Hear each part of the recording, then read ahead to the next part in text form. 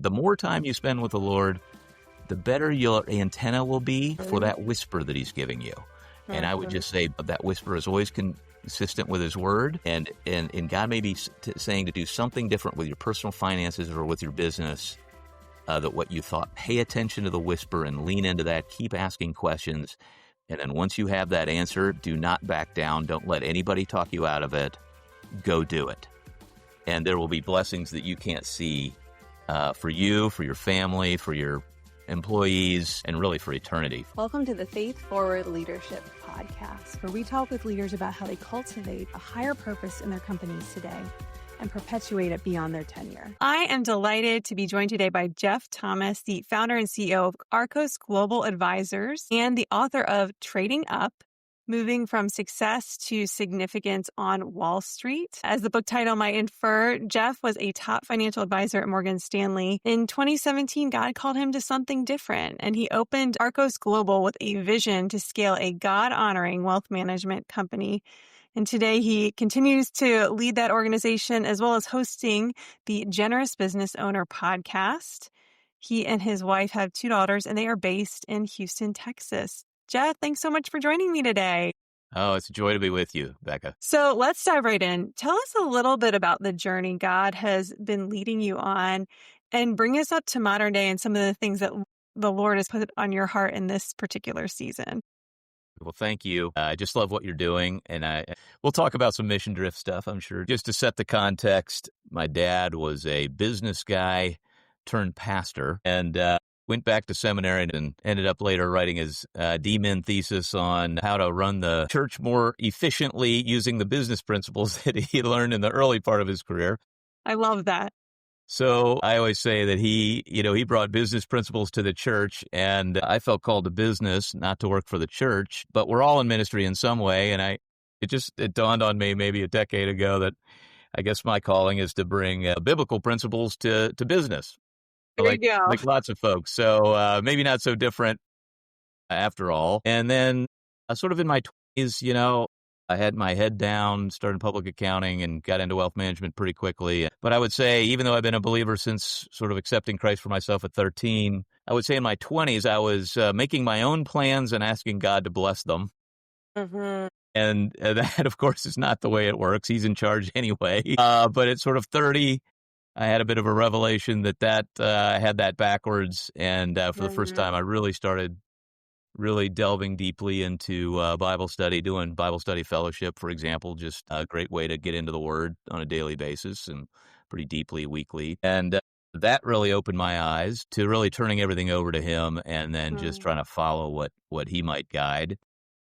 And then when I was 40, this is sort of kind of the climax of the book, if you will, Trading Up, that I really felt like I got kind of a capstone program or assignment from God to build something that would glorify Him. And at that time, I was at Morgan Stanley, and I had already started the Christian focus group there. And so I thought, basically what God said was, to scale what one of my mentors had said. It was Ron Blue was one of my mentors. I was sitting with him, and I just had this beautiful moment where I felt like God said, I want you to scale what this guy started. And he didn't say start a company necessarily. This is about 2010. We didn't start the business till 2017. So there's a 7-year gap in there. But in that 7-year gap, I already had some favor, I thought, at Morgan Stanley where I was working at the time. And we already had this Christian focus group. And so I thought, well, we'll just sort of throw ourselves into this and see how much of the culture we can affect at an already scaled organization. And we got it up to about 600 members and was hosting like a monthly conference call for those folks. And but I think at the end of the day, I felt like we were kind of losing the culture war, and I felt like God guiding us to start Arkos, to do it more directly, where we had direct influence from the ground up on an organization that could to honor Him in that way, not trying to retrofit something that really wasn't working, in my opinion. So that's when we started Arkos in 2017. And I think an important thing to note in that when He gave me that vision in 2010 to scale something for His glory was it was the only time really in my life where I heard God audibly speak to me. I know some people haven't had that experience. Some have. Mm. I don't want to argue the theology of it. I'm sure you'll win. But I heard it, so I'm like the blind guy that said, what happened? And he's like, I have no idea, but now I can see. Before I was blind. So I heard it, and I'm going to my deathbed on that one. And it was so audible to me that I asked Ron, I said, did you hear that? Like, I thought everybody, there were only two of us in this little coffee shop, but I thought he heard it. He said no. And then I had this little conversation with God. I was like, okay, well, that sounds amazing, and I feel really loved by that assignment, but I only have 5 people on my team. I'm not like some serial entrepreneur. I don't know how to do it. And he goes, yeah, I know you don't know how to do it. Everybody else knows too. I'll do it. You wake up and take instructions and give me the glory. And so I said, well, that sounds great. Perfect. I'm in. So when we started Arkos, that is the way we behaved when we were working at Morgan Stanley. It's still the way I behave today, and he is doing it in spite of me. So anyway, that's the journey we've been on for almost the last 9 years or so. And the business is growing. You're helping more individuals and families manage their wealth, but also engage in generosity. It's approximately 6 times the size that it was when we started in that first year. And I told the team, look, I think I've already made 80% of the mistakes you can make in business. Let's make the other 20 together. Maybe we've made 10 more of them together. There's probably 10% more. So I tend to focus on, all the things we can do better. And it's wonderful sometimes. It's just sit back and just watch what God does with the one thing we're committed to is obedience. We don't think we have all the answers, and he gives us lots of room to make human error, but his will be done. I have sort of this, by human standards, irrational confidence in the fact that Arkos will scale because he said it would, and that he would do it, and he has been doing it. So it's certainly not because of any wonderful skills I necessarily bring to the table. Well, I love that story, and I'd love to hear a little bit more about the work you're doing with families and the individuals to help them, really give them guidance and encourage them to be discerning in their own lives. What does obedience look like for them? I know not all of your clients will be followers of Christ, but how do you help encourage them toward that greater purpose in navigating wealth? Yeah. Well, when the name Arkos is, we listened to some branding people and they said, listen, if you're going to trademark something, the best thing to do is do a made up name that's 2 syllables, and you tell the world what it means, and you can call your dog that. Okay. Here, Arkos. Okay, So we sort of took that to heart, and we worked really hard on, actually my daughter helped with this, one of my daughters, the big Ark. We reference that meaning like Noah.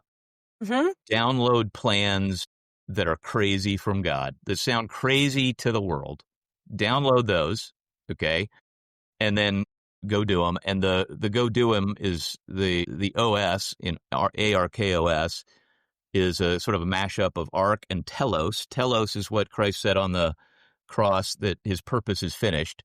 So we kind of look at it at Arkos as a safe place to finish your purpose. So, but I think that just that description of the name of the company goes a long way in describing what we do. Yeah. I mean, our main product is kind of a non-product. We call it the whiteboard session, where it's usually generous business owners. That's our niche. That's the name of the podcast. We can get into that later. But, we tend to deal with generous business owners, and they come in, and they usually have a tactical question. Often they know we do a lot of consulting around giving and this sort of thing. But sometimes they'll come in with a question like, hey, should I open a family foundation, or should I just focus on doing a donor advised fund? Something like that. And we'll just say, okay, good question. Let's hit pause, back up, and tell us the narrative. What is God telling you? Sort of just like Noah. Download, it is unfiltered. Give it to us. What's been happening? Where's God leading you? Lots of people may think it's nuts. Let's have it. And I think one of the best things we get to do is give oxygen to those crazy plans that God gives you. And they're only crazy to the world. They're not crazy to God, but there is this narrow road. Unfortunately, we wish it was a wider road, but following the crazy plans God gives us, usually to bless others, I mean, he only has 2 instructions, love him and love others. But those are pretty radical to do well. And so we just try to give oxygen to those ideas and, okay, how can we do it? And the sort of cause that breaks my heart that I go to bed thinking about and wake up thinking about is God is planting seeds of generosity in these people's hearts, and the world is hostile to those ideas and often chokes it out. So, I mean, of course, I come from, 35 years in financial services. So I see it from, of course, that world from whatever viewpoint you have. I see it from that viewpoint as an advisor to these people. And I had a situation many years ago when I was sort of making this pivot to kind of work with these people in this way, where we had kind of redone an estate plan, just high level with a business owner and who'd become a believer later in life and wanted to be much more generous. But we brought it to his old accountant, and I'll never forget, she was not like-minded, and she brought the lawyer, and I'll never forget her jaw sort of dropped as she heard the plan, and she said, "Why would anyone give away that much money?" And so that, it sort of poured cold water on it, and I made all kind of mistakes. This was many, many moons ago where I didn't really vet who was in the room or empower them to help make the decision. So now we do those things. But it was a real insight into the way the world is kind of hostile to these ideas. If you're not like-minded on biblical principles as a believer and believe that God owns it all and we just should do what he tells us to do, which generally means being generous to other people as an outgrowth of that faith and trust, then you really can't advise these people. And you certainly aren't interested in learning the tax rules or any of those things to help them.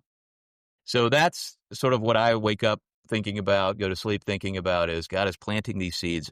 Our job is to water the seeds, give them encouragement, but then also know how to do the planting.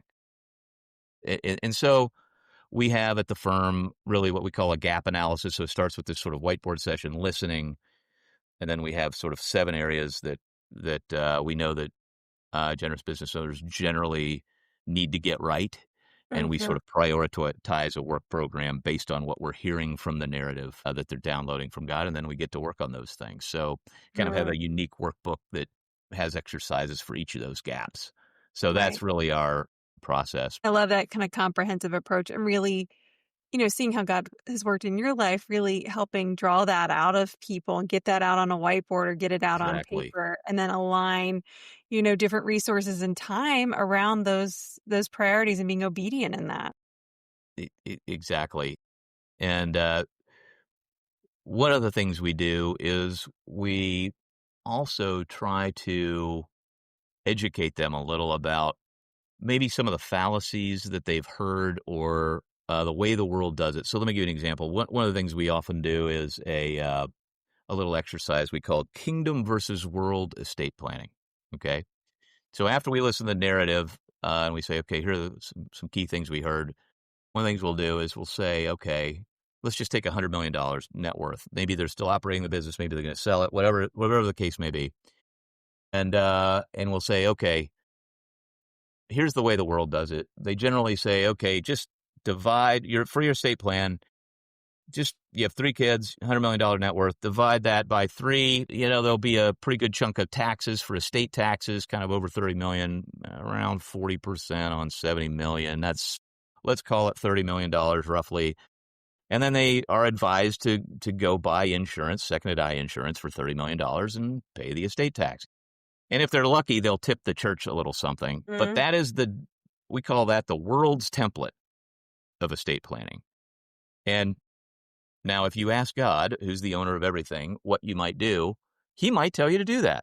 And if he tells you to do that, you should do it. But we think in 99% of the cases, that's not what he tells you to do. He gives you a custom plan. Well, okay. Well, custom plans need custom designs. So, okay, what is he telling you to do? And we think you really got to answer the 3 questions. How much is enough for you? How much is enough for the kids? And what is God telling you to do with the rest? Those are questions that spouses, if they're married, need to really work hard on in prayer together with the owner. And he usually gives you I always say, if you've seen one generous business owner, you've seen one generous business owner. All the plans are different. That's the fun of it, actually, for us and for them. And then they get to have this amazing experience. So we're not prescribing. The world, I think, prescribes this idea to just sort of lock it up in the Mhm. family and, pay the taxes. Let's say in this example, we'll do a world example where the world is the divide by number of kids. We do a kingdom version and we just say, look, we're not prescribing this, but as an example, just to show you with no jargon, let's say God tells you and your spouse $30 million is your finish line for the 3 kids, 10 million each. It's the same finish line for the kids. Now you have 70 extra. What are you going to do with it? Mm. And what breaks your heart? And what missions might, and Mm. why don't you give it while you're living so you're knowing where it's going, is a famous line, right? So, wow, what would that look like? And again, you're not going to solve this in all, a 3-hour whiteboard session, but these are the things that we like to send people back to maybe ruminate on. Sometimes they have a plan, or at least they usually have a shell of a plan, but we just encourage them to go back and think about whatever that finish line is for you and the kids. If there's a delta, what would God have you do? And how might you do that now instead of when you're dead? So anyway, that's the fun stuff for us. Mhm. I love that, and I love that you're encouraging them to think through, like, what are those passions that the Lord has given you? Exactly. And they're different And because they're what different. does God take you through? You know? So I mean, that's one of the things I love. I mean, as you do these podcasts, every story is different. Right? That's the fun of it. The same thing when I do the Generous Business Owner podcast. I'm loving it because every week I hear a different story. So the principles are the same, but man, the way they get worked out is super unique and interesting and fun. Absolutely. I love that, and each person's journey is a little bit different, and that's why we always say, even in the book, Leon Mission, it's like, here are a lot of great tools to have in the toolkit to, advance faith in the workplace and pursue that higher purpose. But you needed to be discerning and abiding in the Lord as the foundation for what He is calling you to do, because each faith forward leader is going to do something a different way and feel a nudging from the Lord in a different direction. So it's that abiding that matters. Right on the money. As you say that, the picture that comes to mind is sort of your role in helping these folks and our role, Mm, just different seats, but we're right. helping the same kind of people. What we're trying to do, and this is in our mission statement at Arkos, is to help connect people's money with their purpose and help their families thrive across generations. Well, Hmm.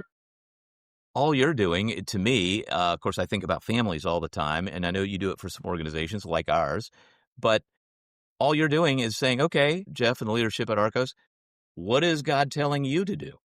Hmm. And then you're writing this down so that, like in a North Star document that you helped us with, you're documenting it. Hmm. So, if it's not written down, it didn't happen. We kind of have that joke Right. at our firm. And for same thing for clients, you have to write these things. What are the plans? Write them down. And so at Arcos, we're trying to connect what they're saying God told them to do and make sure the money part matches. Just connect the money with the purpose. Hmm. Okay. And you're just saying, okay, I got it. Now let's make sure that doesn't drift. Let's write that down. What are the rules of engagement to have no mission drift? That you write it down. So it's the same thing, just from a different angle, but both necessary. I was just thinking about this earlier today, how so often we'll come to an organization and there's some version of a mission, vision, values, purpose Exactly. that's there. Now, everyone, they may not remember it. They may Right. understand it differently. That will vary. Some can be very aligned, some not. But no client has ever, been able to present to me, like, here's what drift looks like for us. And even if, the senior leader has a definition of what that might be, others in the organization may not have that definition. And so again, if what we think of as the mission and purpose and drift alongside that only lives in the founder or the owner's head, like we were talking about, if that person, gets hit by the bus or whatever Yeah. example you use, what happens to the organization? Everyone's trying to, that next generation will do their best to honor the wishes from the person and the way they lived. But over time, it just gets diluted. Well, the analogy is perfect because we know that when people come in and we do this whiteboard session and we have this gap analysis, this is after, having thousands of these meetings over decades that we sort Hmm. of, built this gap analysis. So we've seen this hundreds or 1,000 times. the client is usually experiencing this for the first time. They only have one business, or maybe they've sold the second one, or maybe three at the most, usually. But generally, it's kind of the family business that's maybe even in the second or third generation or beyond. And so they don't know how to connect their money with this thing, especially if it's being sold. So Mhm.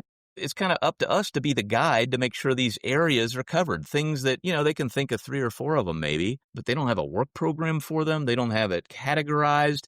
And it's the same thing when we hired you to help with the North Star document. You have a template Mhm. and you asked us a bunch of questions. We're like, oh boy, that's a good question. I hadn't even thought of that question.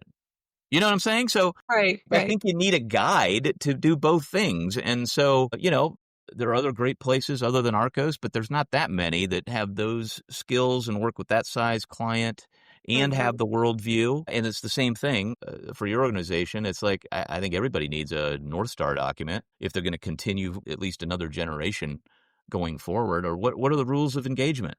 What are you allowed to do? What are you not allowed? What does mission drift look like? What does it not look like? Right. There's no way we were writing that whole document as well as it came out without you. And I don't think there's any way our clients end up with the same thing without an aligned team Right. like ours, even if it's not at Arcos, doing that guidance for them. Right. Yeah. Life is a team sport for sure. Yes, Yeah. absolutely. Yeah. Yeah, and I appreciate the point you mentioned earlier. And this definitely came up when I was talking to different business leaders for the Lead on Mission book research. But just the importance and the value of those aligned advisors, certainly Yes. financial, but definitely the legal side as well. Yes. I remember one business owner sharing, they spent thousands and thousands of dollars with lawyers trying to help them understand what they were trying to do. And it was just a game changer when they found legal counsel that was aligned with them and could help them go kind of further faster in those areas. So I think getting those resources when you need them. I think a lot of our work, like the North Star we to get together, we say is almost a pre-legal exercise because we talk through what is that higher purpose, what is drift, what isn't drift, what change do we want to embrace for businesses and families too. A bigger issue is philanthropy. The Lord's blessed the business, it's growing, it's profitable. What are parameters if you don't end up doing all the giving while you're living, so you're knowing where it's going? What are those parameters that you want to leave for the next generation of folks that'll be stewarding that? Because all too often, all this wealth, over time, you just see priorities shift as new individuals come in. There are cases of foundations that are funding things that the founders would have never funded and not funding things the founders helped get started. And it's so shocking that it happens. And yet that's what we see. So writing it down, getting clear, and having those conversations with that next generation, that builds that alignment, whether it's in a family, in a business, in a nonprofit or organization. It just really helps both the written document and those aligning, clarifying conversations for sure. Yeah. We were having a conversation before we started recording on family foundations. And Mhm. I've run into this a couple of times recently.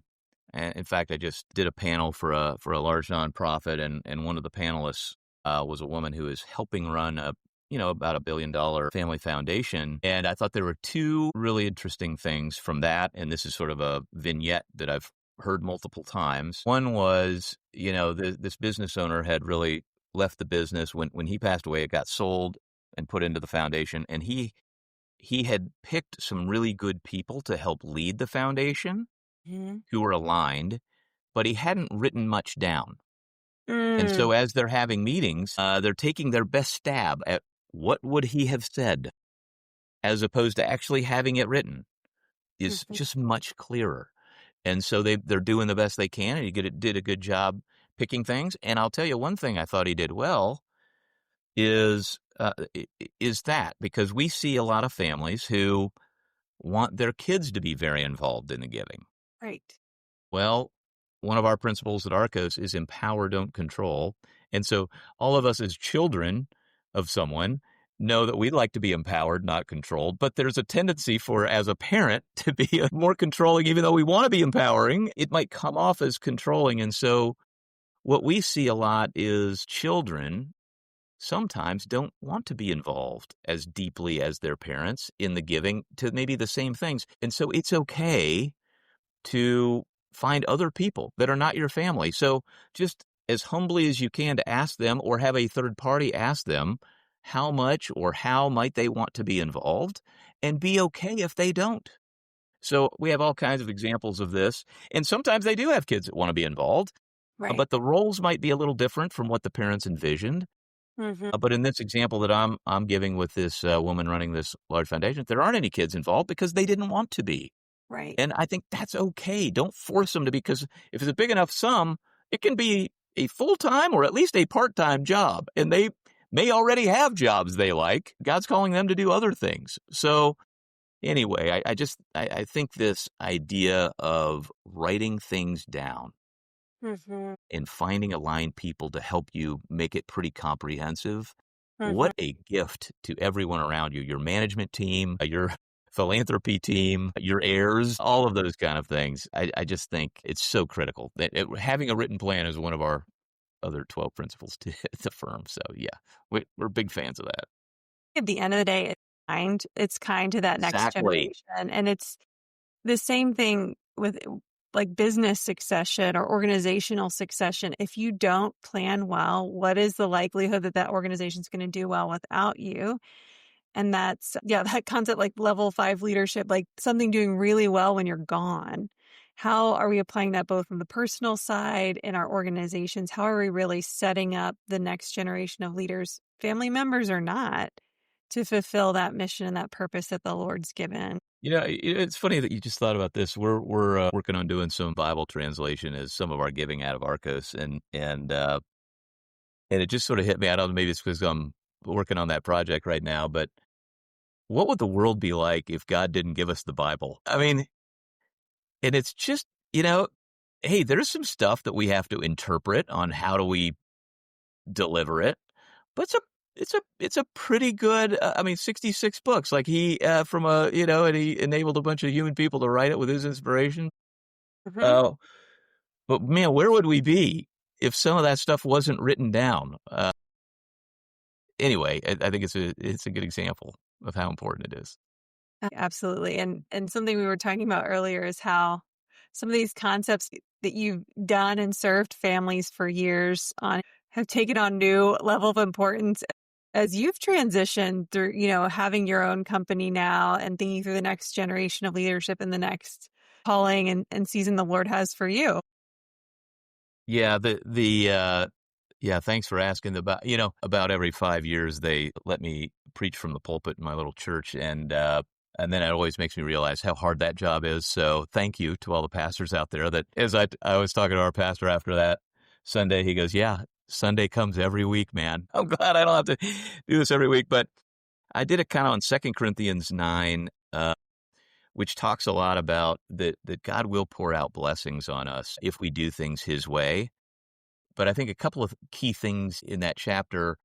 One is that it talks about that we'll have enough, that he will meet our needs. So this is not the prosperity gospel. This is meeting our needs: food, shelter, clothing. He'll take care of us. So we're not going to run out. We'll be okay if we're generous and follow his call. That's one thing. And then, but that he will often make it overflow, and that the overflow he gives us is to increase our standard of giving, not to increase our standard of living. And Mm, the way I tried to explain this in Texas terms, where I'm sitting today, to a Texas audience was, be a pipeline, not a storage tank. mm, And I thought people would really probably pick up on the, increase your standard of giving, not living. I thought that's what everybody would sort of take away. No, they were like, okay, be a pipeline. That's what everybody said on their way out of church. So I think I hit a chord with that. But it's sort of interesting to watch as God has led us to start this company. As the company continues to grow, as Arkos continues to grow, I've sort of turned into I always say I'm sort of client number one. mm. So I've got the same issues. That's why we needed you to help us with the North Star document. If I get hit by a bus or the next generation takes over, we've got a great management team. So I sleep better at night knowing all of that stuff is documented, what to do, what not to do, where are the guidelines. All those things are written down. I'm 57 as we're recording this. And so Cale Dowell is now the president of Arkos. We've got a great management team. It's really freed me up. God's been working on me to work more on the Generous Business Owner podcast, and we're moderating some panels at large nonprofit events with their givers. And then we started doing these sort of 24-hour events where we try to help generous business owners move from inspiration to activation. And so it gives me kind of a platform to work on where God's just saying, hey, bless everybody, whether they're an Arkos client or not. If they have an aligned Christian advisor, fantastic. Build them up and send them back to them. So that's sort of where the stage I'm in. And what we've done, Alan Barnhart and Jeff Rudd have helped me with that. It's been a lot of fun. We hope to continue doing it with those guys. And Alan Barnhart hosted the first 24-hour event at his place in Memphis and his business. And, of course, Alan's been an inspiration to me. When I met him 20 years ago, I was just trying to be a tickled tither. And he blew my mind that he gave away the whole company and is now running a $1 billion revenue company and giving away $70 million and paying himself $120,000. I'm not speaking out of school. He says that publicly. So, wow, this guy just, he's giving away 99.9%. And it broke my paradigm 20 years ago. Mm-hmm. And so now we're on kind of that same path. We've given away 20% of Arkos. We're going to give another 10, God willing, at the end of this year. And so we're on a path to just continue to give away larger pieces. Mm-hmm. And then, so as my wife and I have a lifestyle cap for ourselves. And so as we've done that, it's been amazing to watch. God always said he would do it, but it requires obedience. My only job is obedience. And so what I feel like he's telling us is cap your lifestyle. And so we've answered these questions for ourselves. How much is enough for us? How much enough for the kids? And what are you going to do with the rest? Well, what you're going to do with the rest is give it away. And we're working. We have a committee at the business to give away the money, much like ours is smaller, but much like what Barnhart has done. He's got 6 committees that give in 6 regions of evangelism around the globe. Mm-hmm. We've just got a small committee working on some things. But at least we have a plan. So I am having to eat my own cooking, but because of documenting where we're going, sort of personally and with the business, I feel really free to just love on people the way. So the crazy thing God's telling me to do is give this information away and bless generous business owners through the podcast panels and doing these one-day events or 24-hour events. That's what I'm supposed to do. So I'm going to go do that and trust him for the fruit. And the fruit keeps coming, and then we try to be more generous with it. It's just a beautiful, positive system. So that's all we're trying to do. That's what he's got me doing. It's unique to the family I've been given, the spouse, and the business he's given us. But those same principles apply to everybody. They've got to answer those questions: how much enough for them? How much enough for the kids? And what are you going to do with the rest? So I am having to answer those. I'm sort of in that sweet spot, maybe at that age and stage of our average client. So it's interesting to be counseling these people, and I'm also having to answer the questions myself. So I guess it gives me a better understanding of where they stand on that. But it's been a fun season. That's so neat. So I want to come back to the theme of abiding. I know that's been core in your journey, and I love that you share that, even just being in Bible study fellowship and connecting with other believers, hearing the Lord speaking to you, and then taking those steps of faith in obedience. I'd love to hear a little bit more about, even in this season or even themes throughout your life related to that abiding and how the Lord's led you in that context. The one I always think about is quiet time with the Lord, just in the morning. It changed my life completely to just start that discipline at about age 30. So for the last 20, I've been trying to do that as best I can, as faithfully as I can. And just that daily engagement of maybe a baseball analogy. It's like the fastballs are going to come. And if you haven't worked in the cage on maybe how to hit that fastball, it's going to whiz past you. So your swing's going to be a little better if you spend some time in the cage. And to me, the time in the cage is that morning time to work on your swing so that you can just react maybe positively with a better swing when those things come at you during the day. So just that time with the Lord and just getting those little adjustments. They're not all, very rarely is it something audible that you're going to hear. It'll probably tell you to send a little text to that person, call that person, encourage that person, maybe apologize for that thing, whatever it is, those little daily adjustments. And, one thing we were talking about offline was this whole faith-driven investing movement.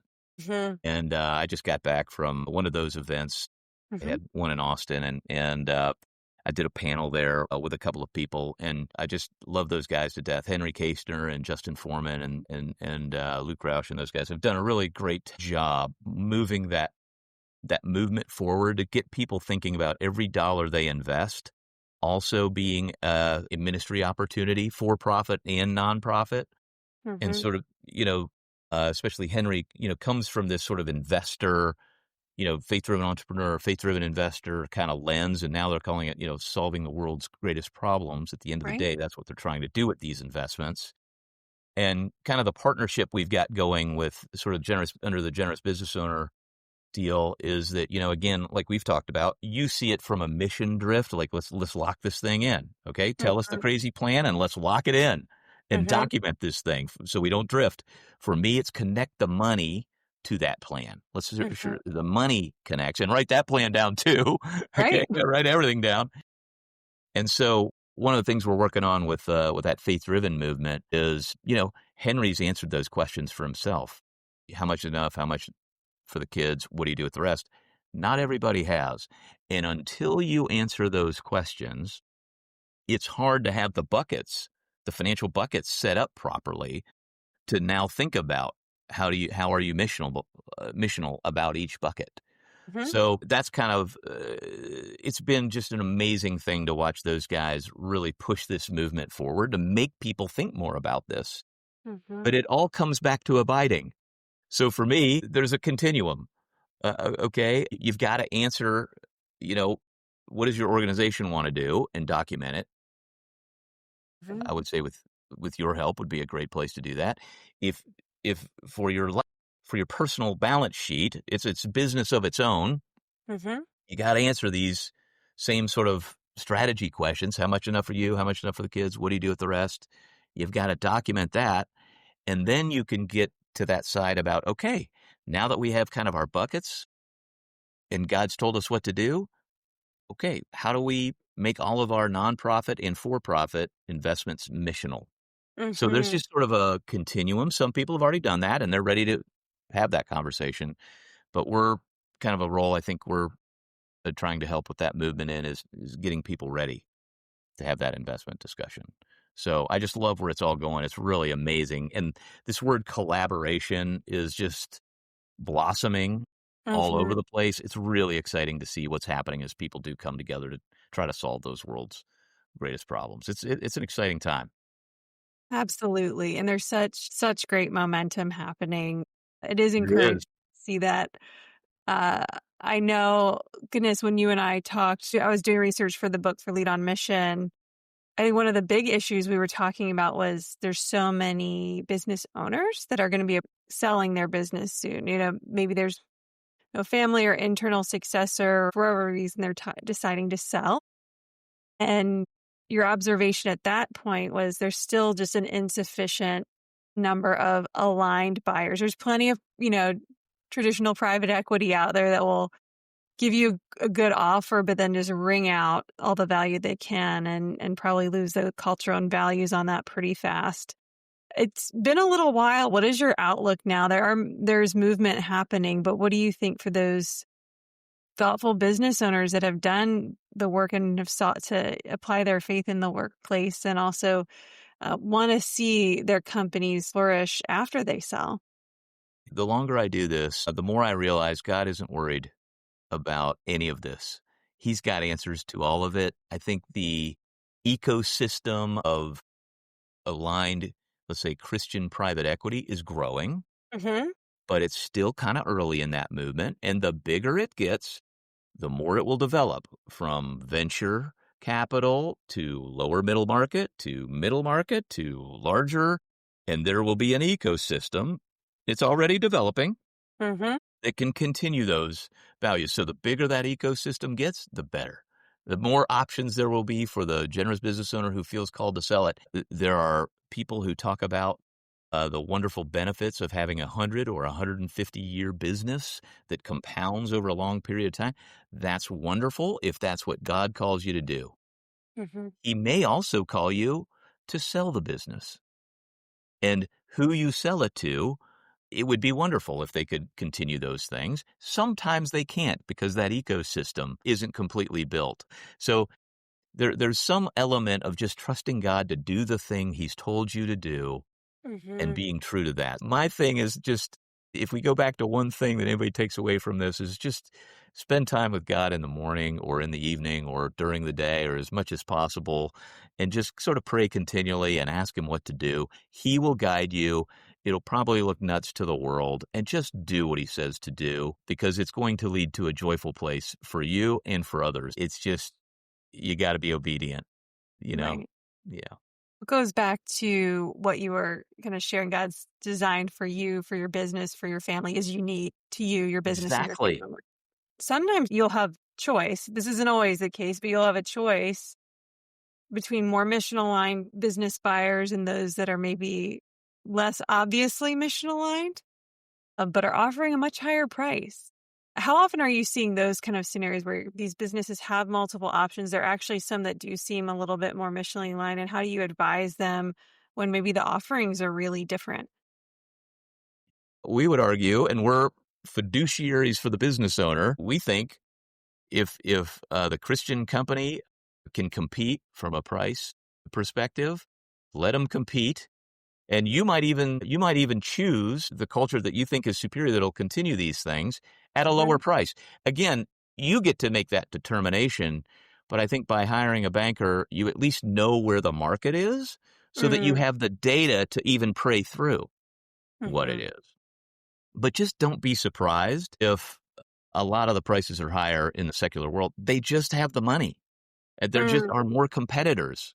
So mm, I just think, again, not being formulaic, but a friend of both of us is Terry Looper, who wrote a book, Sacred Pace. And I really like the principles he laid out in there about making decisions. He's a mentor of mine. And when making decisions with God, you pray like crazy.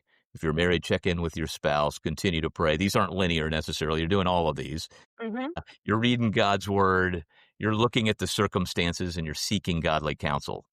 Okay. mhm, Looking at the circumstances, understanding the value of the business by the market's perspective, to me, is just gathering data. So mhm, you can choose to reject it. If somebody offers you $300 million and you want to sell it to your friend who's going to continue all the mission vision stuff for 150, and God tells you to do that, by all means do it. But at least gather the information to know what else is out there so mm. that you can pray more specifically. So anyway, these are real issues, and it's just so personal, you know? Again, it goes back to that abiding in that personal relationship Exactly. with Christ. And I say it's as easy and as simple and easy and as difficult as that. There's no, I think we all Yeah, you're right. like, especially people coming, you just tell me what to do. It's like, I will not Right. tell you what No, to do. That is between you and God. exactly, and his timing's usually different from ours, Right. and his answers are usually better and different. Hmm. So, yeah, but also always aligned with his word. So anyway, you'll know and get the right answer. So just go through the full process, you know? Right. Just pray and pray and be patient and pray some more. Exactly. Don't make a move until you have the answer, you know? Yes. Yeah. Be willing to be Sit in it. still and wait. Yes.